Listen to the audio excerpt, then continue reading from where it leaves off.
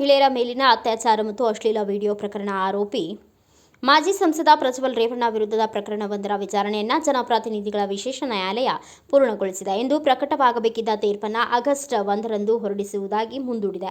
ಪ್ರಜ್ವಲ್ ರೇವಣ್ಣ ಸಂಸದರಾಗಿದ್ದ ಸಮಯದಲ್ಲಿ ಹಲವಾರು ಹೆಣ್ಣುಮಕ್ಕಳು ಮತ್ತು ಮಹಿಳೆಯರನ್ನ ಬೆದರಿಸಿ ಆಮಿಷವೊಡ್ಡಿ ತನ್ನ ಕಾಮಕೃತ್ಯಗೆ ಬಳಸಿಕೊಂಡಿದ್ದು ಅತ್ಯಾಚಾರ ಎಸಗಿದ್ರು. ತನ್ನ ಕೃತ್ಯಗಳನ್ನು ತಾನೇ ವಿಡಿಯೋ ಮಾಡಿಕೊಂಡಿದ್ದು. ಪ್ರಜ್ವಲ್ನ ಕೃತ್ಯಗಳ ವಿಡಿಯೋಗಳುಳ್ಳ ಪೆನ್ ಡ್ರೈವ್ 2024ರ ಲೋಕಸಭಾ ಚುನಾವಣೆ ವೇಳೆ ಹಾಸನದಾದ್ಯಂತ ದೊರೆತಿದ್ದವು. ಬಳಿಕ ಪ್ರಜ್ವಲ್ ವಿರುದ್ಧ 4 ಪ್ರಕರಣಗಳನ್ನು ದಾಖಲಿಸಲಾಗಿತ್ತು.